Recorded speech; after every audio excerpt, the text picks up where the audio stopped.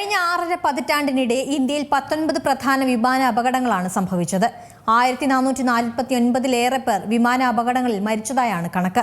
അഹമ്മദാബാദിലുണ്ടായ വിമാനാപകടത്തിൽ ഗുജറാത്ത് മുൻ മുഖ്യമന്ത്രി വിജയ് രൂപാണിയും മരിച്ചവരിൽ ഉൾപ്പെടുന്നു.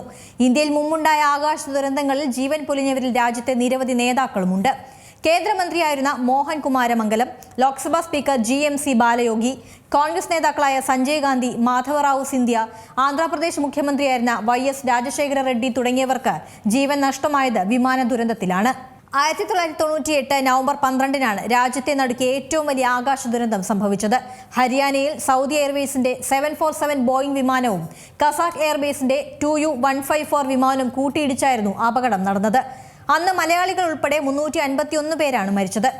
1976 ഒക്ടോബർ 12-ന് മറ്റൊരു ദുരന്തം. ബോംബെയിൽ നിന്ന് മദിരാശിക്ക് പുറപ്പെട്ട ഇന്ത്യൻ എയർലൈൻസിന്റെ കാരവൽ വിമാനം സാന്താക്രൂസ് വിമാനത്താവളത്തിൽ വെച്ച് തീപിടിക്കുകയായിരുന്നു. ദുരന്തത്തിൽ മലയാളികളടക്കം 95 പേർക്ക് ദാരുണാന്ത്യം. മരിച്ചവരിൽ മലയാള സിനിമാ നടി റാണി ചന്ദ്രയും അമ്മയും ഉൾപ്പെടുന്നു. നടി സൗന്ദര്യയുടെ വിയോഗവും ഒരു വിമാനാപകടത്തെ തുടർന്നായിരുന്നു. 2004 ഏപ്രിൽ 17-നായിരുന്നു ആ ദുരന്തം. BJPയുടെ തിരഞ്ഞെടുപ്പ് പ്രചാരണത്തിനായി ഹൈദരാബാദിലേക്ക് പോകുമ്പോൾ വിമാനം തകർന്നാണ് അപകടം നടന്നത്. ബംഗളൂരുവിനടുത്ത് ജക്കൂരിലായിരുന്നു സംഭവം.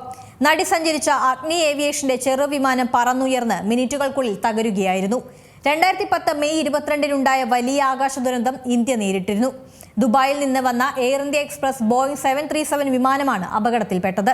മംഗലാപുരം വിമാനത്താവളത്തിൽ ഇറങ്ങുന്നതിനിടെ തീ പിടിക്കുകയായിരുന്നു. 158 പേർക്കാണ് ജീവൻ നഷ്ടപ്പെട്ടത്.